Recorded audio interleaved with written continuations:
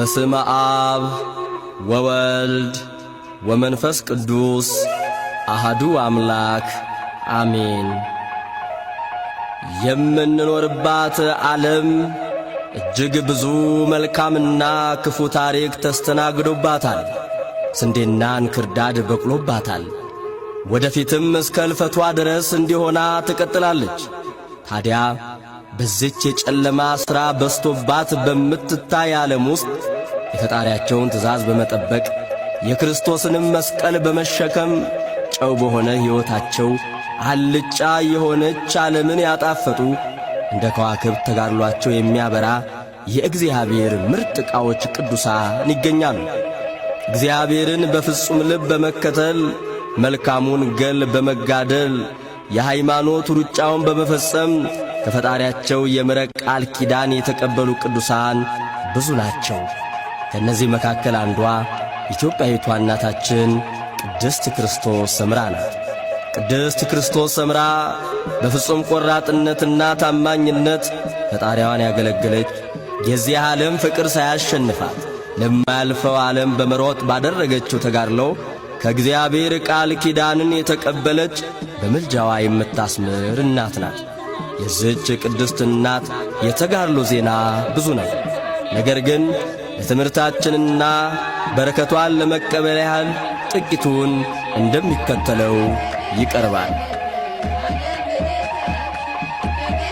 ሰማይን ያለ ምሰሶ ያቆመ፣ ውሃን በአየር ላይ አርግቶ እንደ ድንኳን የዘረጋ፣ ምድርን ያለ መሠረት ያጸና፣ ውሃን በረቂቅ ደመና የሚቋጥ፣ ባሕሩን በመለኮታዊ ሥልጣኑ ካለበት ቦታ አምጥቶ በአንዲት ምክር ያለመቸገር ሙቅና ጥልቅ በሆነ ቀላይ ያከማች፣ አደላድሎም ያስቀመጠ፣ በረዶውን በመጠኑ አጠቃቅኖ የሚያዘም፣ ይህን የመሰለውን ሁሉ ማድረግ ችሎታ ላለው ጌታ በእውነትና በቅንነት እየተገዛውና እየሰገድኩ የእናታችን የክርስቶስ ሰምራን የገድሏን የትሩፋቷን ዜና መናገር እጀምራለሁ።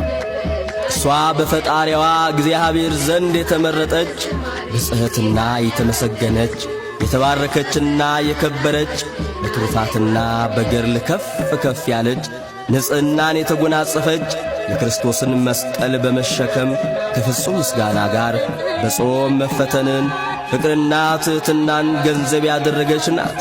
ፍጹም ትዕግሥትን ከእንባ ጋር ገንዘብ በማድረግ በአንደበቷ ሐሰትና ክፉ ከመናገር የተቆጠበች በሕሊናዋም ወደ ሞት ጎዳና የሚወስድ የዚህን ዓለም ሥራ በመናቅ ዓመፃና ተንኰልን ከማሰብ ተወገደች። ሰውነቷን ከዝሙት ሥራ ንጹሕ አድርጋ በብቸኝነት በበረሃ መኖርን በየጊዜውና በየሰዓቱ ሕሊናዋን ከሐልዮ ከኀጢአት ማራቅና በትዕግሥት ሰረገላ ተነጥቃ በመለኮት ዙፋን ፊት ከትጉሃን መላእክት ጋር በምስጋና መተባበርን መረጠች። ችግርና ረሃብ ሌላውም መከራ ሁሉ ያለ ትዕግሥት አይቻልምና የጻድቃን የሕሊናቸው ሐሳብ በትሕትና ገመድ የተያዘ ነው። ያለ ትሕትና እግዚአብሔርን እወደዋለሁ ወይም አገለግለዋለሁ ማለት አይቻልም። ስለሆነም እግዚአብሔር ወደ ትሑትና የዋህ ቃሌንም ወደሚያከብር በስተቀር ወደ ማን እመለከታለሁ ብሏል ሲል ነቢዩ ኢሳይያስ ተናግሯልና። ሁለተኛም ሐዋርያው ጳውሎስ ከመካከላችሁ ዘማዊ ርኩስ አይኑር ሲል የተናገረውን ቃል አሰበች። ይህን ሁሉ አስባ የልዑል የከበረች ንጹሕ ገንዘቡ ትሆን ዘንድ ለበደል ከሚገፋፋ ከዚህ ዓለም ጣዕም ተወገደች፣ ተለየች። የእናታችን የክርስቶስ ሰምራ የመዓዛዋ ጣዕም እንደ አሮን የክህነት መዓዛ ጣዕም ማለት ከአበባ ከከርቤ ከአቤም ከልዩ ልዩ እጽዋት እንደ ተቀመመ የሽቶ ጣዕም አይደለም፣ ከክቡር ወንጌል የተገኘ ጣዕመ መዓዛ ነው እንጂ። የትሩፋቷንስ ነገር ከመጀመሪያው እስከ መጨረሻው ለመናገር የቃል እጥረት እንዳይገጥመን ሰነፎችን ብልህ የሚያደርግ እግዚአብሔርን በመለመን በቆይታ በእርጋታ ልነግራችሁ እወዳለሁ። እናንተ ወዳጆቼ የክርስቶስ ሰምራ ወገን የሆናችሁ አዲስ አማንያን እስራኤላውያን ተብላችሁ የተሰየማችሁ የማያልቀውን ፍሪዳ የበጉን ሥጋ ለመብላት የታደላችሁ ሕይወትን የሚያስገኝ ከጎኑ የፈሰሰውን ደሙን ለመጠጣት የተጠራችሁ መንፈሳዊ ጥበብ የተሞላበትን አንደበት ይሰጠኝ ዘንድ ለምኑልኝ። የምናገረውን አውቅ ዘንድ በጸሎታችሁ አስቡኝ። ከእውቀትና ከማስተዋል ደካማ ነኝና፣ ነገር ግን በእናንተ የጸሎት ኃይልና በእናታችን በክርስቶስ ሰምራ ልመና በመታመን ለዘላለም ክብር ምስጋና ለሱ የተገባው አነሳስቶ በሚያስጀምር አስጀምሮ በሚያስፈጽም አንድ አምላክ በሆነ በአብ በወልድ በመንፈስ ቅዱስ ፍቃድ እነግራችሁ ዘንድ እጀምራለሁ። የብፅዕት ክርስቶስ ሰምራ ሀብተ ረድኤቷን የምትሹ የተወደዳችሁ አባቶቼና ወንድሞቼ ሆይ እንደ ቅባት አጥንትን የሚያለመልመውን እንደ ጣፋጭ የምንጭ ውሃ ወደ አንጀት ገብቶ የሚያርሰው ከገድሏ ምንጭ ጠጥታችሁ ትረኩ ዘንድ የትሩፋቷን ዜና ስሙ። የእናታችን የክርስቶስ ሰምራ ውዳሴዋ ብዙ ነውና እዝነ ልቦናችሁን አንቅታችሁ አድምጡ። እነሆ ከብዙ ተአምራቷ ጥቂቱን ርቱ ባልሆነ አንደበቴ ልነግራችሁ ተዘጋጀው። የዚችን የከበረች እናት ገል ሳይጠራጠር የሚሰማውን አባቱን፣ እናቱን፣ ወንድሞቹና እህቶቹን ሁሉ ከክፉ ነገር ይጠብቃቸው። የቅድስት ክርስቶስ ሰምራ ክንፈ ረድኤቷ ጋሻ መከታ ይሁነው። በሸዋ ክፍለ ሀገር በቡልጋ አውራጃ ልዩ ስሟ ቅዱስ ጌ የተባለች አገር ነበረች። ይህችውም የእናታችን የክርስቶስ ሰምራ የትውልድ ሀገሯ ናት። በዚችም አገር በወርቅና በብር በሐርና በልዩ ልዩ ልብስ በወንድና በሴት አገልጋዮች በፈረስና በበቅሎ የከበረ አንድ የታወቀ ሰው ነበረ። የዚህ ሰው ስሙ ደርሳኔ ሲሆን የሚስቱም ስም ሄሌኒ ይባላል። ሁለቱም ባልና ሚስት እግዚአብሔርን የሚፈሩ ደጋግ ሰዎች ስለነበሩ በጎ ሥራቸው በሁሉም ሰው የታወቀ ነበር። እግዚአብሔርም ይህን ደግነታቸውን ተመልክቶ የተመረጠችና የከበረች እጅግ አስተዋይና ብልህ የሆነች ልጅ ሰጣቸው። ይህችውም እናታችን ክርስቶስ ሰምራ ናት። ወላጆቿም በልጃቸው ደምግባትና ጠባይ የተደሰቱ በመልካም አስተዳደግ የእግዚአብሔርን ሕግጋትና የቤተ ክርስቲያንን ሥርዓት እያስተማሯት አሳደጓት። አድጋ ለአቅመ ሔዋን በደረሰች ጊዜ የንጉሥ ባለመዋል የሆነ ትውልዱና ነገዱ ከአባ ሳጸርጓ ወገን የሚሆን ለኢየሱስ ሞዓ ልጅ ለሰምረ ጊዮርጊስ በሕግ አጋቧት። ሰምረ ጊዮርጊስም በዚህ ዓለም ገንዘብ በጣም የከበረ ባለጸጋ ሲሆን ከዚህ ይልቅ ግን መንፈስ ቅዱስ ያደረበት ትሑት ሰው ነበረ። እናታችን ክርስቶስ ሰምራንም ከደም ግባቷ የተነሣ የእግዚአብሔር አብ ጸጋ ያልተለያት የጌታችን የኢየሱስ ክርስቶስ ረድኤት የጠበቃት የመንፈስ ቅዱስ በረከት ያደረባት ስለሆነች ደስ የሚያሰኝ ስነ ምግባሯን እየተመለከተ እጅግ ይወዳት ነበር። አማቷ ኢየሱስ ሞዓም የአነጋገሯ ቅልጥፍና፣ የአንደበቷ ጣዕም እግዚአብሔርን መውደዷና መፍራቷን እያየ ይህች ብላቴና ለታላቅ ቁም ነገር የተመረጠች ነች በማለት ትንቢት ይናገርላታል። ስለዚህ ሰምረ ጊዮርጊስ እንደመቤቱ አድርጎ ያከብራት ነበር። በተቀደሰ ጋብቻ ሕይወት በእውነተኛ ፍቅር ተከባብረው ሲኖሩ ሳለ ለሕጋዊ ባሏ ለሰምረ ጊዮርጊስ 11 ልጆች ወለደችለት። ከነዚህም መካከል 9 ወንዶች 2 ሴቶች ልጆች ነበሩ። ልጆቻቸውንም ሕገ እግዚአብሔር እያስተማሯቸው በክብርና በሥርዓት አሳደጓቸው። የተወደዳችሁ ምእመናን፣ አንዳንድ መጽሐፍ 12 ልጆች እንዳላት ይገልጻል። እኛ የተጠቀምነው ለትንሣኤ ዘጉባኤ ማተሚያ ቤት በግዕዝና በአማርኛ የታተመውን የእናታችንን የክርስቶስ ሰምራን ገድል መጽሐፍ ስለሆነ ነው።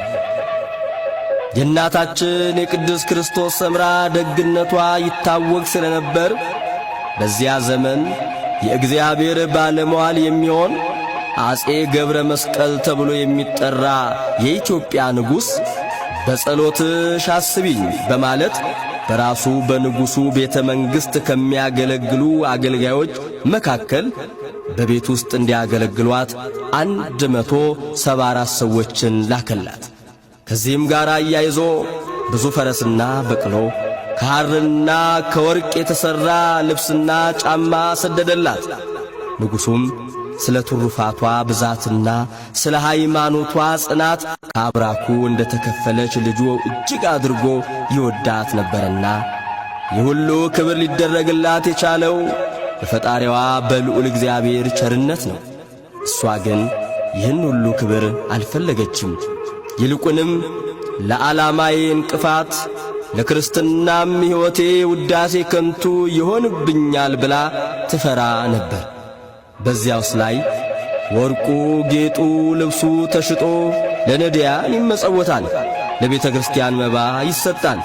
እኔን አገልጋዮች ግን ምን አደርጋቸዋለሁ በማለት ወደ እግዚአብሔር እያመለከተች ቆየች።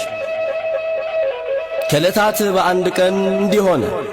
ከባሏ ጋር በተጌጠና ባማረ ቤቷ ተቀምጣ ሳለች የመላእክት አለቃ ቅዱስ ሚካኤል ፊቱ እንደ ፀሐይ የበራ 3 ኅብስት በእጁ ይዞ በፊቷ እንደ ቆመ ተገለጸላት።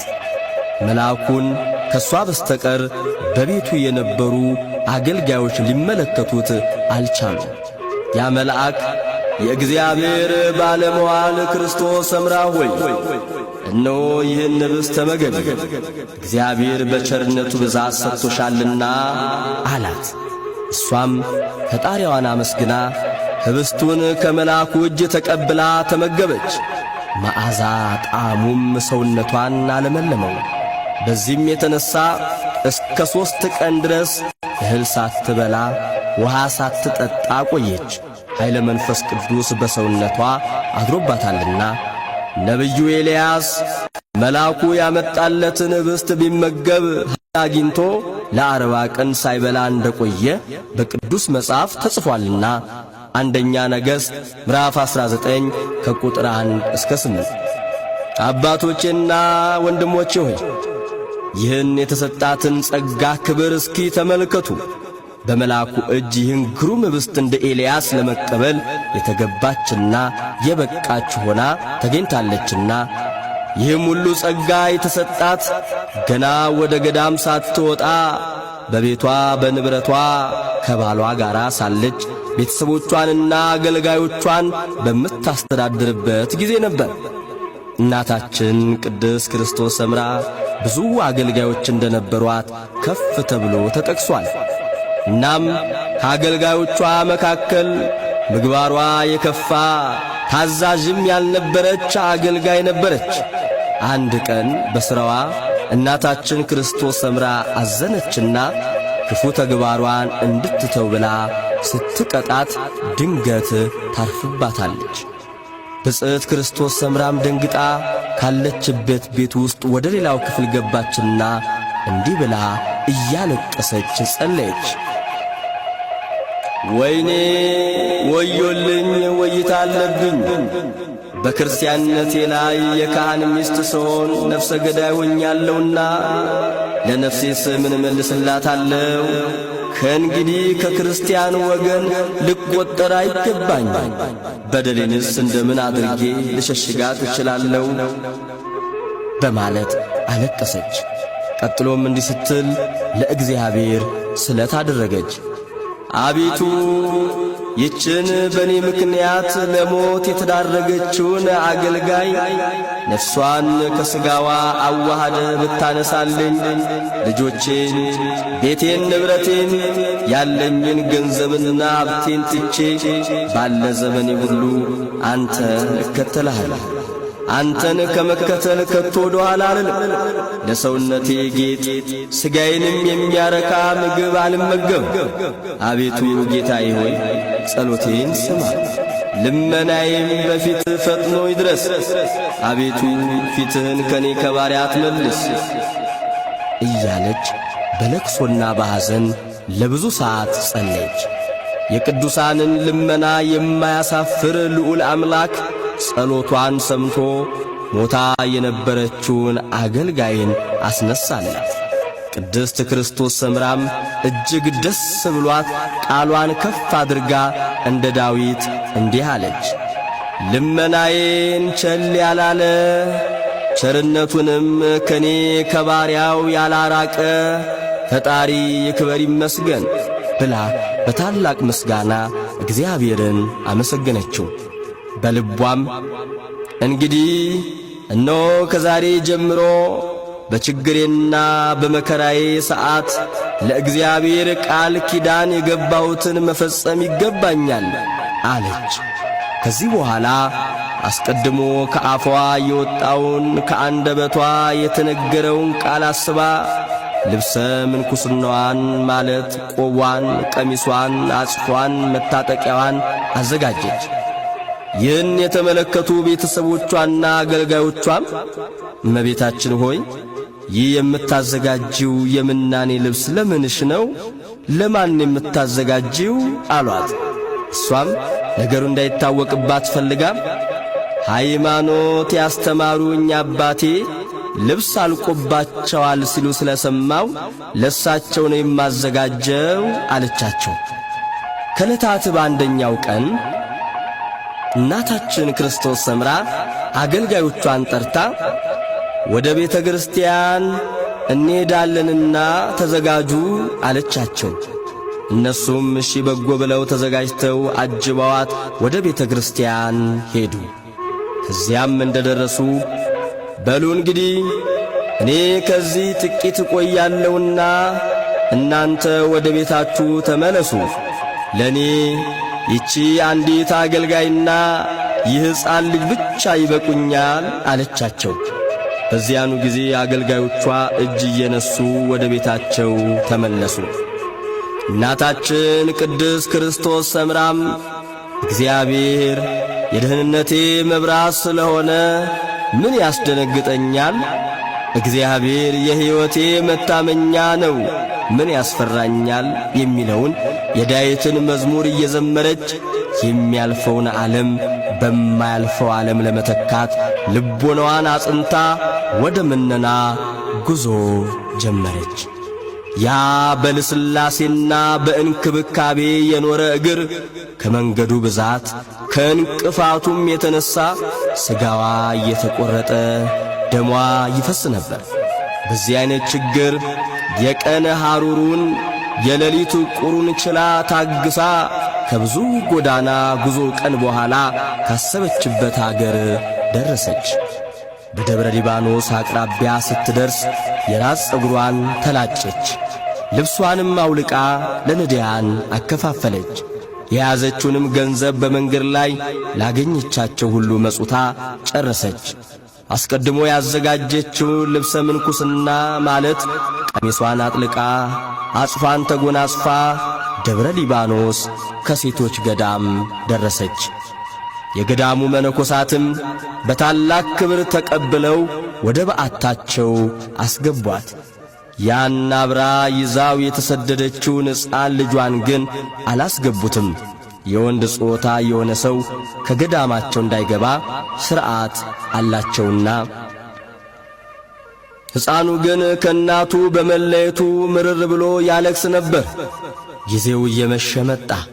ከመነኮሳቶቹ መካከል አንዲቷ ያ ሕፃን ረሃብ ይዞት ጨለማው ጦት ድንጋጼ ተሰምቶት ምርር ብሎ ሲያለቅስ በሰማች ጊዜ ይህ ሕፃን በብርድና በችግር ሲሞት ከማየት ይልቅ አባቶቻችን የወንድ ጾታ ወደ ገዳማችን እንዳይገባ በግዝት የወሰኑትን ሕግ ተላልፌ ብኮነን ይሻለኛል በማለት ወደ በዓቷ ልትወስደው ተነሳች። መበለቲቱም ሕፃኑን ለማንሳት ስትሞክር የመላእክት አለቃ ቅዱስ ሚካኤል ነጥቆ ወስዶ ሄሮድስ ካስገደላቸው ሕፃናት ጋር በገነት አስቀመጠው።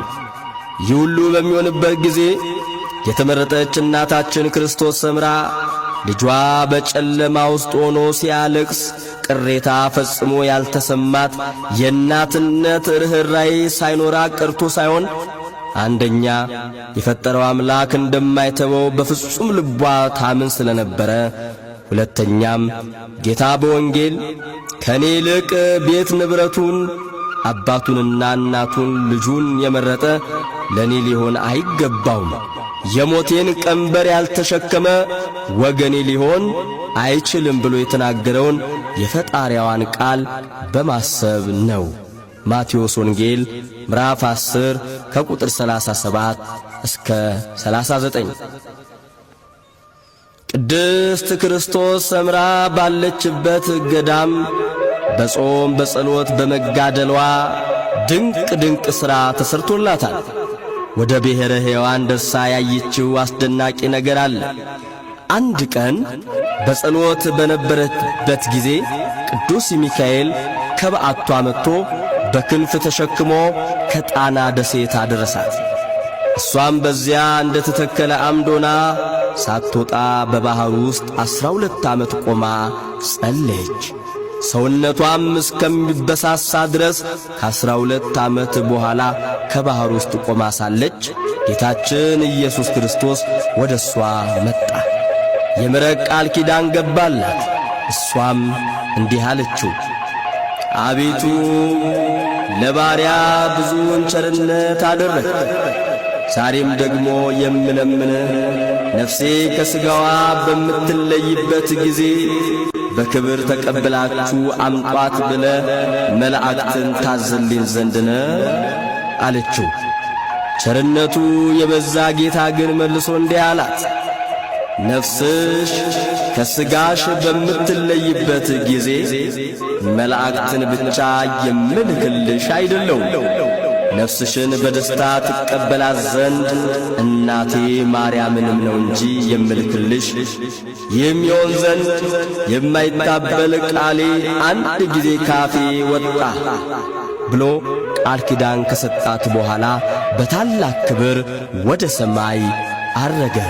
ምስጋናና ክብር ለሱ ይሁን፣ አሜን። ዘወትርም ጌታ ከእናቱ ከድንግል ማርያም ጋር እየተገለጸላት ያነጋግራት ነበር። በጣና ማዶ የሚኖር ማዕቀበ እግዚእ የሚባል አንድ ሰው ነበረ። ለዚህ ሰው አንድ ቀን መልአከ ጽልመት ወደሱ መጥቶ ፈጣሪን ክደ ሰውነትን በተ ይችን ዕፀ ሕይወት ብትቀብራት ሞት፣ መደሄት፣ እርጅና፣ ማናቸውም ችግር ሁሉ አያገኝህም አለው። ማዕቀበ እግዚእም የነገረው እውነት መስሎት እሺ በጎ ብሎ ሰውነቱን በቶ ያችን ዕፅ በሰውነቱ አስቀበረ። አንድ ቀን ይህ ሰው ወደ እናታችን ክርስቶስ ሰምራ ዘንድ በመሄድ ሰላም እልሻለሁ፣ በጸሎትሽም ተማጽኛለሁ፣ የፈጠረኝን እግዚአብሔርን እስከ መካድ ደርሼ ብዙ ኀጢአት ሰርቻለሁና አላት። ይህም በሰማች ጊዜ እጅግ እያዘነች ወደ ቤተ ክርስቲያን ፈጥና ሄዳ ስለዚህ ሰው በፍጹም ልቅሶና በመረረ ሐዘን ወደ ፈጣሪዋ አመለከተች። በዚያን ጊዜ ጌታችን ኢየሱስ ክርስቶስ ተገልጾላት ወዳጄ ክርስቶስ ሰምራ ሆይ ምን ያሳዝንሻል? ለምንስ ታለቅሻለሽ? አላት። እሷም ማዕቀበ እግዚእ የሚባል ኀጥእ ሰው ትምርልኝ ዘንድ እኔ ባሪያ አዝናለሁ፣ አለቅሳለሁ አለችው። ጌታም ይህ ሰው ምሕረት አይገባውም፣ የምገልና የማድን እኔ እያለሁ እኔን ፈጣሪውን ክዶ በሰይጣን ምክር በዕፅ ተማምኗልና አላት። ይህን ስትሰማ በድንጋጤ ከጌታ ከእግሩ ፊት በመውደቅ አቤቱ ፈጣሪ ዕፂቱን የፈጠርካት አንተ ነህ፣ እሷን አጥፍተ እሱን ልታድነው ትችላለህ። በአንተ ዘንድ ሁሉ ይቻላል፣ የሚሳን ነገር የለምና በዚያውስ ላይ አንተ መዓት የራቀ ቸርነት የበዛ አይደለምን ስትል አጥብቃ ለመነችው። ሁሉን የፈጠረ ጌታም ስለ አንቺ ፍቅር ብዬ ምሬልሻለሁ አላት። ከዚህ በኋላ ማዕቀበ ጊዜን ጠርታ ኀጢአትህን ይቅር ብሎሃል አለችው። ማዕቀበ ጊዜም ጌታዬ ይቅር ካለኝስ ምላጭ አምጭና በሰውነቴ ውስጥ የተቀበረውን ዕፅ ፍቀሽ አውጭልኝ አላት። ከዚህ በኋላ ከራስ ጸጉሩ እስከ እግር ጥፍሩ የተቀበረውን ዕፅ ሰውነቱን ፍቃ ስታወጣለት ደሙ በብዛት ይፈስ ስለነበረ ከተወሰነ ቀን በኋላ ነፍሱ ከሥጋው ተለይታ ከማኅበረ ሰማዕታት ጋር አንድ ሆነች። እናታችን ክርስቶስ ሰምራ በጸሎቷና በስግደቷ ብዙ ትሩፋትን አድርጋለች። አንድ ቀን በጸሎትና በስግደት ላይ ሳለች ጌታችን ኢየሱስ ክርስቶስ ቅዱስ ሚካኤልን፣ ቅዱስ ገብርኤልን፣ ቅዱስ ሩፋኤልን እናቱ ማርያምን አስከትሎ መጥቶ ቀድሞ ሚካኤልን ባልደረባ ሰጥቼሽ ነበር፣ ዛሬ ደግሞ ገብርኤልና ሩፋኤል ተጨምረው ረዳት ይሁኑሽ፣ እናቴ ማርያምም እናት ትሁንሽ፣ እኔም አባት እሆንሻለሁ አላት። እናታችን ክርስቶስ ሰምራ ጓንጉት በምትባል ደሴት ሳለች ሥጋዋ አልቆ ደሟ ደርቆ ቆዳዋ ካጥንቷ ጋር ተጣብቆ ሰውነቷ ልክ እንደ ሸረሪት ድር ቀጥኖ አየችው።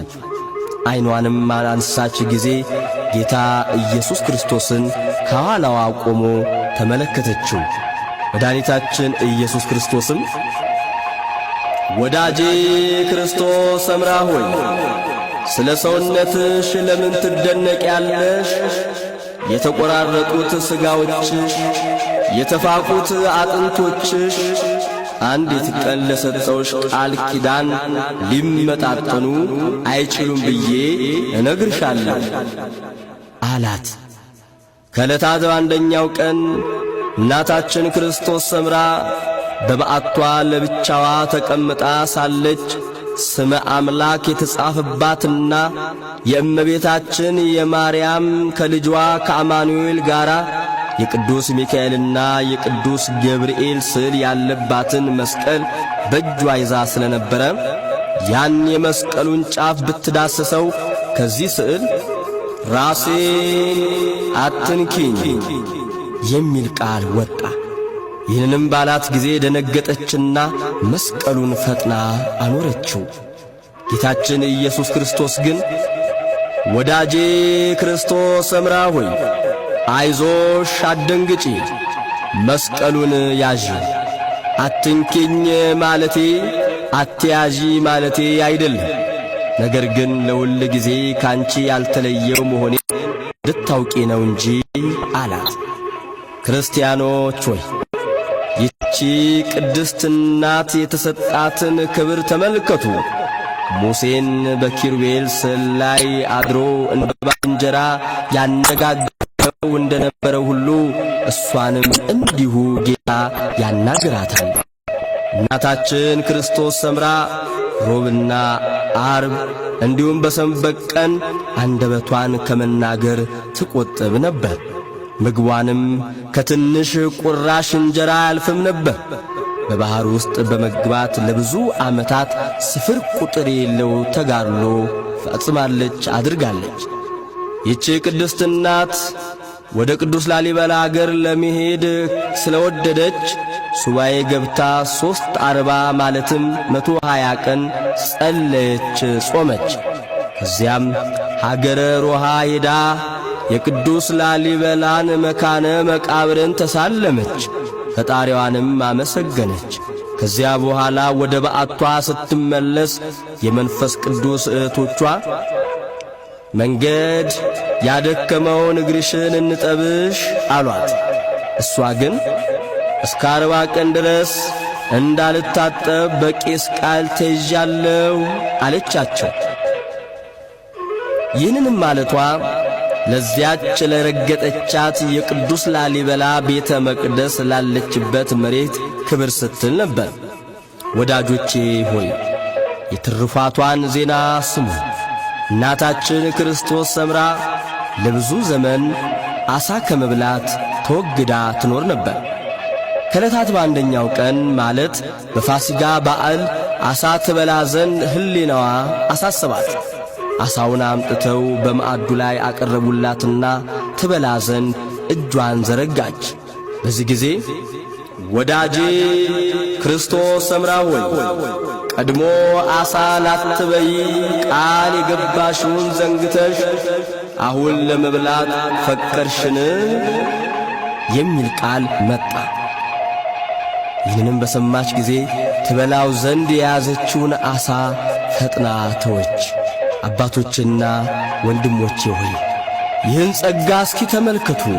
በመልአክ ቃል ሳይሆን እሱ ራሱ አባት ልጁን ለበጎ ነገር እንዲመክር የእግዚአብሔር ባለሟል እናታችን ክርስቶስ ሰምራ ለእግዚአብሔር ብፅዓት ያደረገችውን እንዳትዘነጋ ነግሯታልና የልዑል እግዚአብሔር አገልጋይ የምትሆን የክርስቶስ ሰምራ ጸሎቷ ጋሻ መከታ ይሁነን። የጣና ቂርቆስን ቤተ ክርስቲያን ለማሰራት ለማነጽ መኳንንቶችና መሳፍንቶች ከንጉሥ ታዘው እንደሚመጡ በሰማች ጊዜ ፈጽማ አዘነች። ሰውነቷም ታወከ፣ መራራ ለቅሶንም አለቀሰች። በዚያን ጊዜ ጌታችን ኢየሱስ ክርስቶስ ተገልጾላት ለምን ታዝኛለሽ? ምሕረት ሊደረግለት የማይገባው ወደ አንቺ አይመጣም፣ ትሩፋትሽንም ሊሰማ አይችልምና አላት። እናታችን ክርስቶስ ሰምራ በእጃቸው የወርቅ ጥና ይዘው ከሚያመሰግኑ ካህናተ ሰማይ ዙፋኑን ከሚሸከሙ ኪሩቤል ጋር ስብሐት ለአብ፣ ስብሐት ለወልድ፣ ስብሐት ለመንፈስ ቅዱስ እያለች ለማመስገን ታድላለች። ከዚህም በኋላ 6 ክንፎች በሰውነቷ ላይ ማለት 3ቱ በቀኝ ጎኗ 3ቱ በግራ ጎኗ ላይ በቀሉላት። አባቶቼና ወንድሞቼ ሆይ የጌትነቱን ዙፋን እንደ ተሸከሙ እንደ ኪሩቤል በአክናፈ ክብር እንዳስጌጣትና በልዩ ችሮታው እንደ ሸለማት ተመልከቱ። ቅድስት ክርስቶስ ሰምራ ጓንጉት በምትባል ደሴት ውስጥ ዓርብ ዕለት ከቀኑ 6 ሰዓት ላይ ስትጸልይ ዓለሙ ሁሉ ከንቱ እንደሆነና የሰውም ልጅ ሕይወት እንደ ጥላ ኃላፊ ጠፊ መሆኑን ተመልክታ ጌታን እንዲህ ብላ ጠየቀችው። አቤቱ ፈጣሪ ፍቃድስ ቢሆን የአዳም ልጆች ከስቃይ ከኩነኔ ይድኑ ዘንድ ዲያብሎስን ይቅር እንድትለው እለምንሃለሁ። ይህን ማለቴ ዲያብሎስን ወድጄው አይደለም፣ ነገር ግን እሱ ከተማረ በአዳም ልጆች ላይ ስቃይና ኩነኔ ሊኖር አይችልም ብዬ አምኜ ነው አለችው። መድኃኔ ዓለም ኢየሱስ ክርስቶስም እንዲህ አላት። ክርስቶስ ሰምራ ሆይ ሌሎች ካንቺ በፊት የነበሩ ካንቺም በኋላ የሚመጡ የማያስቡትን እጅግ የሚያስደንቅ ልመና አቀረብሽ ካላት በኋላ ሰይጣን ምሕረትን እንደሻ ታውቅ ዘንድ በቅዱስ ሚካኤል አማካኝነት ዲያብሎስን ጠይቃው ትረዳ ዘንድ አደረጋት።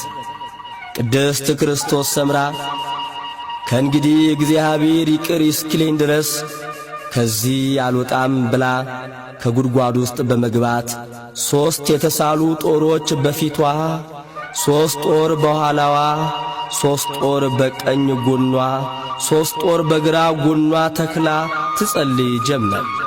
በዚህ ጊዜ ጌታችን ኢየሱስ ክርስቶስ ተገልጾ ወዳጄ ክርስቶስ ሰምራ ሆይ ዛሬ ከዚህ ከሚያልፈው ዓለም ወደማያልፈው ዓለም ላስተላልፍሽ መጥቻለሁ አላት። ድካምሽ ወደ ዕረፍት፣ ሐዘንሽ ወደ ደስታ ተለውጦልሻል።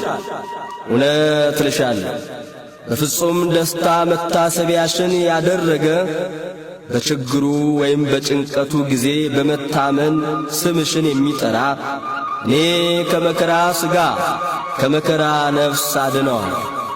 በዓልሽ በሚከበርበት ዕለት ለቤተ ክርስቲያን ንጹሕ መባ ይሰጠ፣ በስምሽ ለተጠማ ያጠጣ፣ ለተራበ ያበላ፣ ዋጋው አይጠፋበትም ብሎ ብዙ የምሕረት ቃል ኪዳን ገባላት።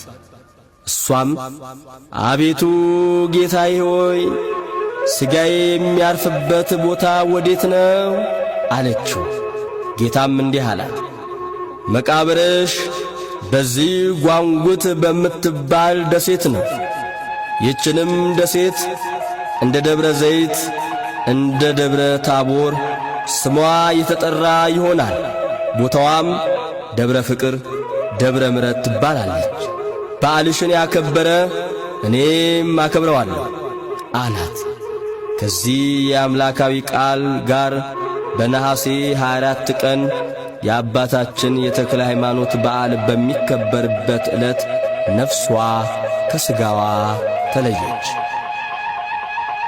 አባ ይስሐቅ ከብዙ መነኮሳት ጋር በመሆን መራራ ልቅሶ እያለቀሱላት በቤተ ክርስቲያን በመቅደሱ በክብር ሥጋዋን አሳረፏት።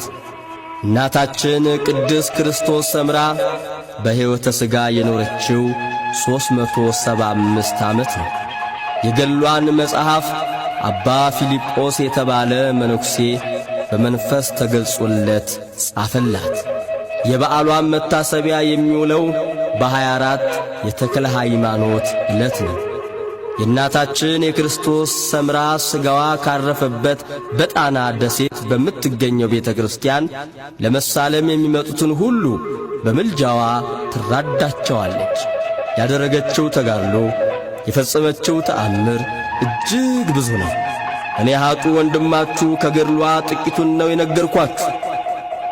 እናታችን ክርስቶስ ሰምራ የቱርፋትሽን ዜና መስማት ምን ያምር ምን ይጥም፣ በክንፈ ረድኤትሽ ጠብቂ።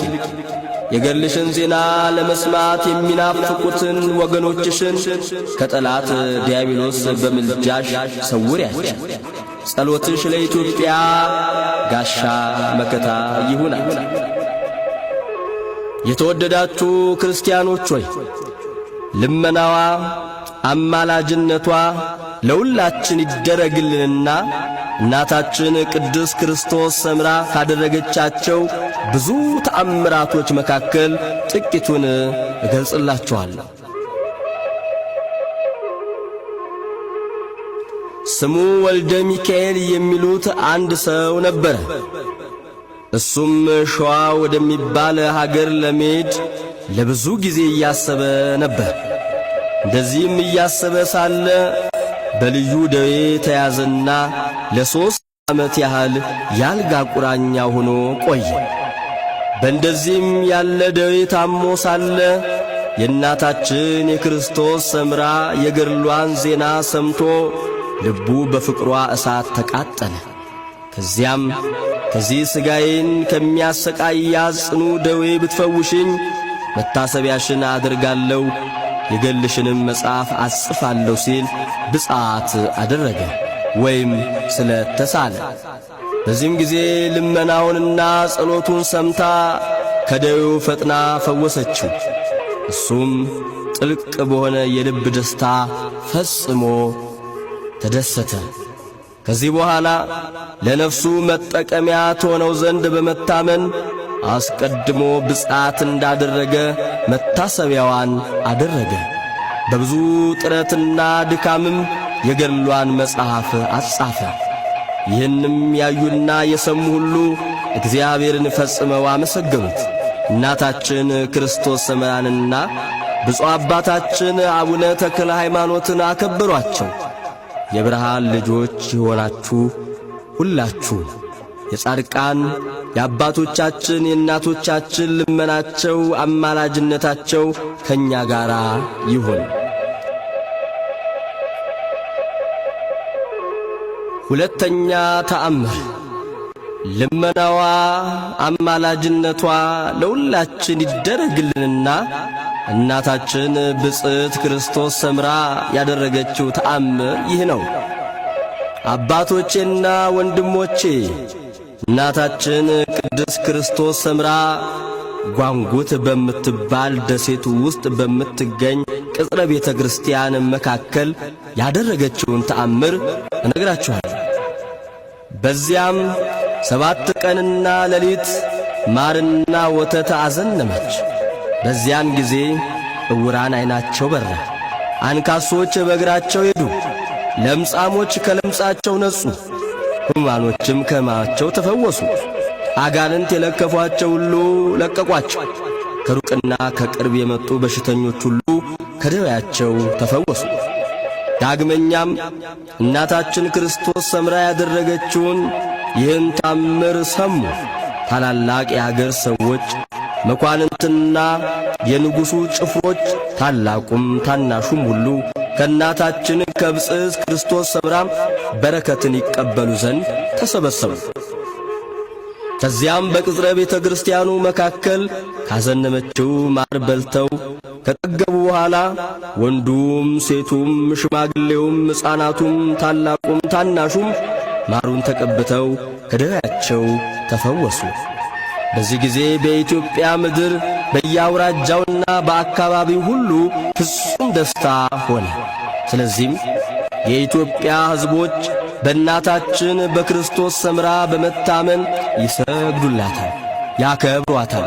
ያችንም ማርና ወተት የምታዘንብ የእናታችን የክርስቶስ ሰምራ ስም የታነጻችውን ቤተ ክርስቲያን ይሳለሟታል።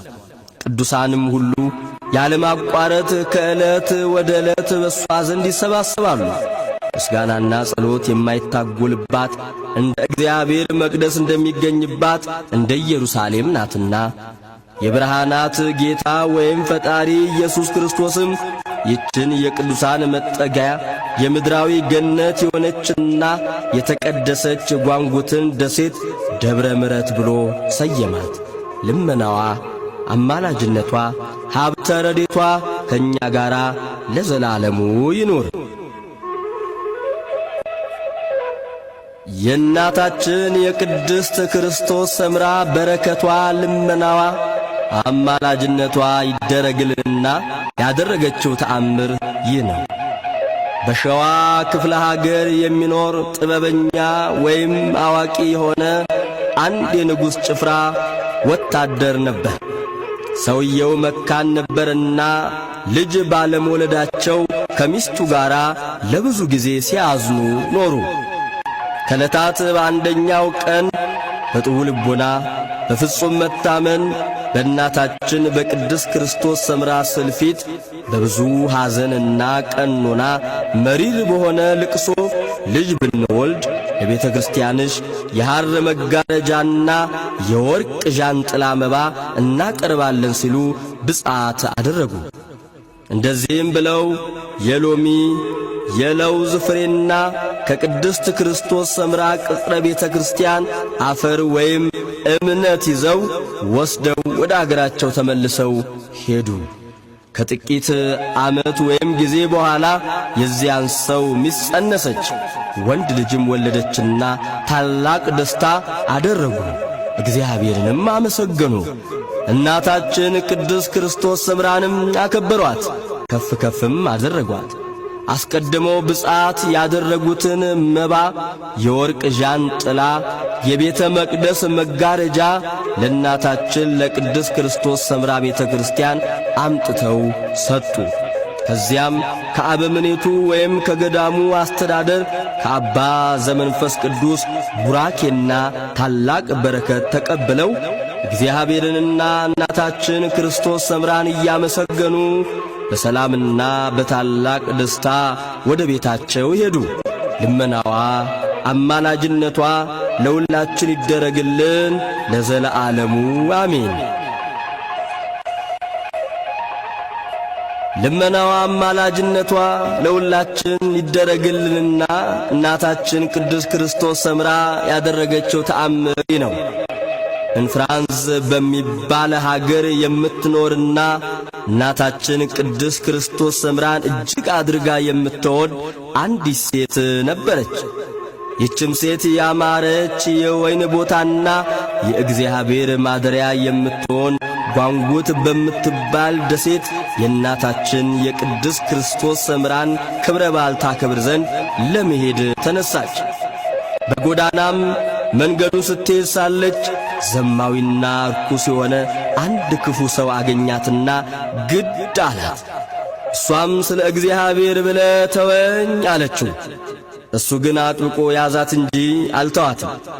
ዳግመኛም ስለ ስሉስ ቅዱስ ብለህ ተወኝ አለችው። እሱ ግን እንቢ በማለት አንገቷን አነቃት።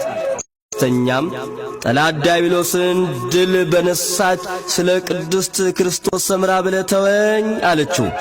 እሱ ግን እንቢ አሻፈረኝ በማለት የዘማዊነት ሥራውን ለመፈጸም ከመሬት ላይ ጣላት። በዚህ ጊዜ ወዮልኝ ወይታ አለብኝ እናቴ ቅድስት ክርስቶስ ሰምራ ሆይ በጸሎትሽና በአማላጅነትሽ ኃይል ፈጥነሽ እርጂኝ እያለች በታላቅ ቃል ወደ እናታችን ወደ ቅድስት ክርስቶስ ሰምራ ዘንድ ጮኸች። እንደዚህም እያለች ስትጸልይ ስትጮህ በድንገት መብረቅ ወርዶ ከሁለት ተሰነጠቀው፣ ሥጋውንም ከ10 ቦታ ላይ ቆራረጠው። በዚህ ጊዜ ያ ሰው ክፉ አሟሟት ሞተ። ሴትየዋ ግን በእናታችን በክርስቶስ ሰምራ ጸሎትና ልመና ከዚያ ዘማዊ ከሆነ ክፉ ሰው እጅ ዳነች። አባቶቼና ወንድሞቼ ሆይ እንግዲህ እናታችን ክርስቶስ ሰምራ በረዴቷ ኃይል ይህን ጠማማና እርኩስ ሰው በሳት መብረቅ እንደ ቀሰፈችው እንዳጠፋችው ተመልከቱ። ልመናዋ ጸሎቷና በረከቷ ከሁላችን ጋር ይደረግልን ለዘለዓለሙ አሜን። የሸዋ ሀገር አስተዳዳሪ የሆነ አንድ የንጉሥ ሹም ሚስት የሆነች አንዲት ሴት ነበረች። እሷም በዚህ ዓለም ገንዘብ በጣም የከበረች ነበረች። ይህችውም ሴት 3 ልጆች አሏት። ከነዚህም ልጆች 2ቱ ወንዶች ሲሆኑ አንዲቷ ደግሞ ሴት ነበረች። እነዚህም ልጆች ባደጉ ጊዜ የወንዶቹ ልጆች ዐይኖቻቸው ታወሩ። የሴቲቱም ልጅ ደግሞ አንደበቷ ታሰረ፣ ጆሮቿም ደነቆሩ። ጽጌ ንጉሥ የተባለች እናታቸው ስለ ልጆቿ መታመም በጣም አዘነች፣ መሪር ልቅሶንም አለቀሰች። የሚያድናቸው ወይም የሚፈውሳቸው አልተገኘምና መድኃኒት አዋቂዎችና ጥበበኞች ነን የሚሉ ሁሉ ለ1 ዓመት ያህል ቢደክሙም ፈጽመው ሊያድኗቸው አልተቻላቸውም። በዚህም የተነሣ ተስፋ ቈረጠች። ከዕለታት በአንደኛው ቀን እየተከዘችና እያዘነች ሳለች የእናታችን የቅድስት ክርስቶስ ሰምራን ዜና ገድል በልቧ አሰበችና በአንቃዶ ልቦና ሆና እናታችን ቅድስት ክርስቶስ ሰምራ ሆይ ልጆቼን ከደዌያቸው ብትፈውሻቸው ብታድኛቸው ለቤተ ክርስቲያንሽ 100 ወቄት ወርቅ እሰጣለሁ፣ መታሰቢያሽንም በየወሩ አደርጋለሁ ስትል ብፅዓት አደረገች ወይም ስለት ተሳለች። ይህንም ካለች በኋላ ከእናታችን ከቅድስት ክርስቶስ ሰምራ አጸደ ቤተ ክርስቲያን መሬት አፈር ወይም እምነት ወስዳ ቀባቻቸውና ልጆቿ ዳኑላት። 2ቱ ወንዶች ልጆቿ ዐይናቸው በራ። ሴቲቱም ልጅ ጆሮዋ መስማት ጀመረ፣ አንደበቷም መናገር ቻለ፣ ተናገረ። ሴትየዋም ልጆቿ ከሕመማቸው በመፈወሳቸው ፈጽሞ ተደሰተችና ብፅዓቷን ወይም የተሳለችውን 100 ወቄት ወርቅ ለቅድስት ክርስቶስ ሰምራ ቤተ ክርስቲያን ሰጠች። ይህ ሁሉ ተአምር የተደረገ በእናታችን በክርስቶስ ሰምራ ጸሎትና አማላጅነት ነው። ጸሎቷ በረከቷ ለሁላችን ይደረግልን ለዘለዓለሙ አሜን። ልመናዋ አማላጅነቷ ከእኛ ጋር ይሁንና እናታችን ቅድስት ክርስቶስ ሰምራ ያደረገችው ተአምር ይህ ነው። ጥር 12 ቀን የቃና ዘገሊላ በዓል በዕለተ ሰንበት በዋለበት ዕለት በመንፈቀ ሌሊት ደውል በተደወለ ጊዜ የቤተ መዛግብቱ ወይም የነዋየ ቅዱሳቱ ጠባቂ ወደ ቤተ ክርስቲያን ለመሄድ ለቤተ መዛግብቱ አብርቶት የነበረውን መብራት ሳያጠፋ ሄደ። ይህም በዕቃ ቤቱ ውስጥ ይበራ የነበረው መብራት ታላላቅ ጧፎችንና ሻማዎችን ብቻ እያያያዘ ሌሊቱን በሙሉ ሲበራ ሲያድር የቤተ ክርስቲያኑን አልባሳትና ነዋየ ቅዱሳት ፈጽሞ አላቃጠለም ነበር። በነጋም ጊዜ ያ የዕቃ ቤት ወይም ቤተ መዛግብት ጠባቂ ከቤተ ክርስቲያን ወጥቶ ሲሄድ ረስቶት ሳያጠፋው የሄደው እሳት መብራት ጧፉና ሻማውን እንዲሁም ሰሙን ብቻ አቅልጦና አብርቶ የቤተ ክርስቲያኑን አልባሳትና ነዋየ ቅዱሳቱን ሳያቃጥል አገኘው። እሱ ግን ከድንጋጤ የተነሣ ከምድር ላይ ወድቆ ለአንድ ሰዓት ያህል አእምሮን ሕሊናውን ሳያውቅ ቆየ። ከዚህ በኋላ መነኮሳቱና ካህናቱ ታላቁም ታናሹም መጥተው በተደረገው ነገር ፈጽመው አደነቁ። ይህ ሁሉ የተደረገም በእናታችን በቅድስት ክርስቶስ ሰምራ የጸሎት ኃይል ነው። በቅን የሚያገለግላትን ቸል አትላቸውም፣ በጸሎቷም የሚተማመኑትን ትረዳቸዋለችና። ልመናዋ አማላጅነቷ ለሁላችን ይደረግልን ለዘለዓለሙ አሜን። በምድረ ደራ ወይም በደራ ወረዳ በኃይሉ የሚመካና የንጹሐንን ደም የሚያፈስ አንድ ትዕቢተኛ ወንበዴ ወይም ሽፍታ ነበረ። እሱም ጓንጉት በምትባል ደሴት የምትገኝ በእናታችን በቅድስት ክርስቶስ ሰምራ ገዳም የሚኖሩ መነኮሳትን ንብረታቸውን እየቀማ የተክላቸውንም ፍሬ እየዘረፈ ስለሚያስቸግራቸው ዘውትር ያዝኑበት ነበረ። ከዕለታት አንድ ቀን እንደ ልማዱ በኩራትና በመታጀር በበቅሎ ተቀምጦ መጣ። ጎመራ ከተባለ ወንዝ በደረሰ ጊዜ ከበቅሎ ወርዶ በታንኳ ተሳፈረ። በዚያም እንዳለ ዐይኖቹን ከለለው። በቅሎዋንም አዞ ውጦ አስቀራት። በዚህ ጊዜ ይህ ትዕቢተኛና ኩራተኛ ሰው ፈጽሞ ደነገጠ። ወደ እናታችን ወደ ክርስቶስ ሰምራም ጮኸ። እናታችን ክርስቶስ ሰምራም ፈጥና ሰማችውና ዳግመኛ አትበድል፣ የመነኮሳቱንም ገንዘብ መልስ፣ ከዚህ የከፋ እንዳያገኝ ወይም ክፉ አሟሟት እንዳትሞት አለችው። ይህንንም ብላ ስሟን ለሚጠሩ ሁሉ ታምራቷን የምታደርግ እናታችን ክርስቶስ ሰምራ ከደረሰበት ጭንቅ አወጣችው። ያም ክፉ ወንበዴ ፈጽሞ ንስሐ ገባ።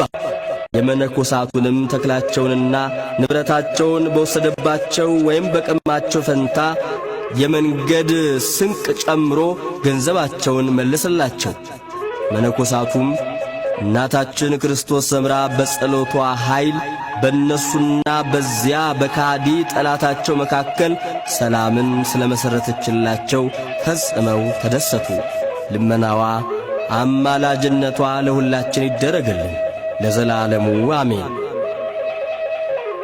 የጎንደርና የጎጃምን ሰዎች ያስጨነቃቸው የነበረውን ክፉ አውሬ እናታችን ክርስቶስ ሰምራ እንደገደለችው ይህ ክፉ አውሬ በጎንደርና በጎጃም ባሉ ሰዎች ዘንድ በየሀገራቸውና በየቤታቸው በመዘዋወር ሰዎችን እያደነ ይልቁንም በአብያተ ክርስቲያናቱ እየሄደ የተቀበረውን ሰው ቆፍሮ እያወጣ ይበላ ነበር።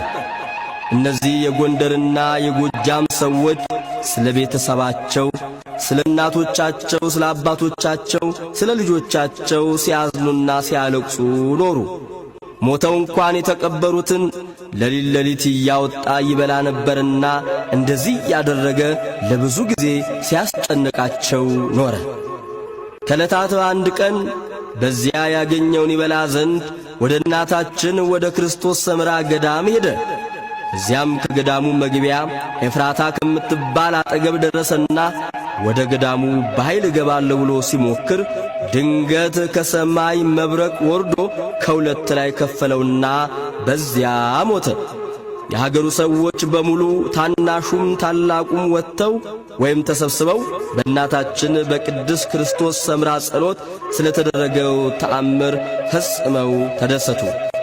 ከዚህ በኋላ ማንኛውም አውሬ ምድራዊ ገነት ተብላ ከተሰየመችው ከቅድስት ክርስቶስ ሰምራ ገዳም የሚደርስ የለም።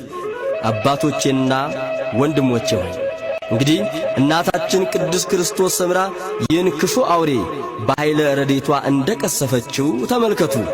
ልመናዋ አማላጅነቷ ለሁላችን ይደረግልን ለዘለዓለሙ አሜን።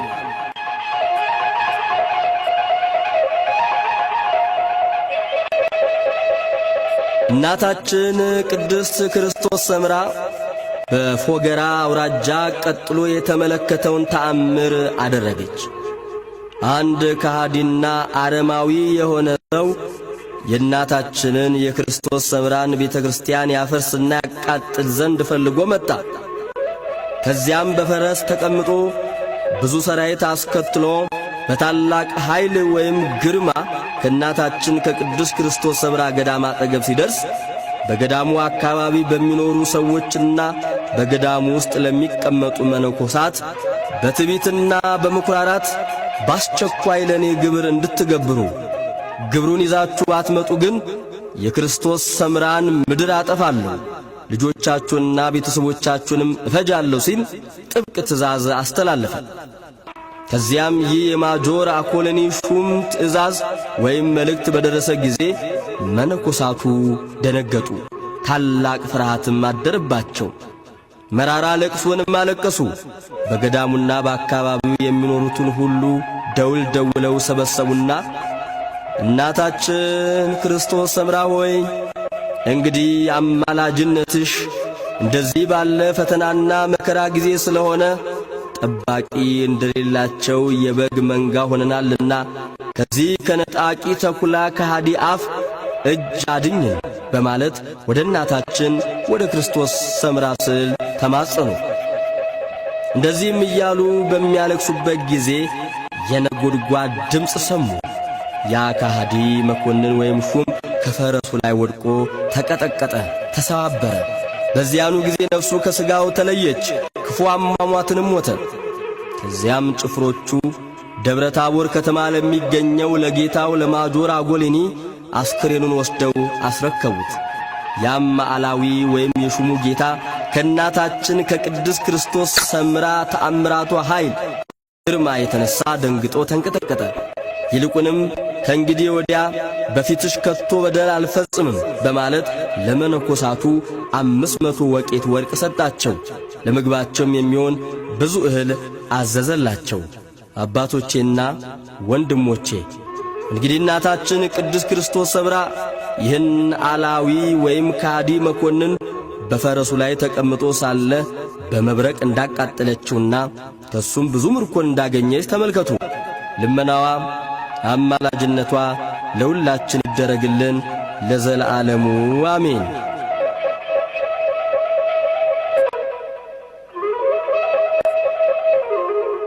በቸርነቱ በይቅርታው ብዛት ወገኖቹ ያደረገን የጌታችን የአምላካችንና የመድኃኒታችን የኢየሱስ ክርስቶስ አባት ይክበር ይመስገን አሜን። ዳግመኛ በጌታችን በኢየሱስ ክርስቶስ ከሙታን ተለይቶ በመነሳት ተስፋ የምናደርጋት ገንዘብ መንግሥተ ሰማያትን ለመውረስ ያብቃን። በእግዚአብሔር ኃይል ተጠብቀን በሕጉ ጸንተን ለምንኖር የማያልፍ የማይጠፋ ሰማያዊ ክብርን ለእኛም ለእናንተም ያዘጋጀልን የእግዚአብሔር ስሙ የተመሰገነ ይሁን። አባቶችና ወንድሞች ሆይ አምላካችን ክርስቶስ ቃሌን የሰማ ትእዛዜንም የጠበቀ እኔ ካለሁበት ይኖራል የሚለውን አምላካዊ ቃል ለመስማት የተዘጋጃችሁ ያድርጋችሁ። ዓለም ሳይፈጠር በፊት የነበረውን የእኔና የአባቴን የጌትነት ክብር ያያሉ ያለውን ክብር ያድላችሁ። የጥበብና የእውቀት መገኛ የክብር ባለቤት ዕውራንን የምትመራ የምታበራ ሰነፎችን ብልህ የምታደርግ ጌታዬ ኢየሱስ ክርስቶስ ሆይ አቤቱ ወደ እኔ ወደ ባሪያ ፈጥነና። አቤቱ ደቀ መዛሙርት በጽርሐ ጽዮን ተሰብስበው ሳለ ቅዱስ መንፈስን ልከ በዓለሙ ሁሉ ቋንቋ እንዲናገሩ ያደረግ እኔንም በመንፈስ ቅዱስ ቃኝነት አንደበቴ በእውነትና በመልካም ይናገር ዘንድ ብሎች ልቦና ዕውቀትን የሚያሳድር ቅዱስ መንፈስ ላክልኝ። አቤቱ በለዓምን በልሳነ አህያ፣ ኤርምያስን በድኩላ አንደበት፣ የውስጣቴዎስን በዋልያ አንደበት ያነጋገርክ እንደዚሁ በፍጹም ፍቅር በዚህ ተሰብስበው ለሚያዳምጡ ሁሉ የእናታችን የክርስቶስ ሰምራን የትሩፋቷን ዜና እንናገር እናዳምጥ ዘንድ ስለፈቀድክልን እናመሰግንሃለን። ለዘለዓለሙ አሜን።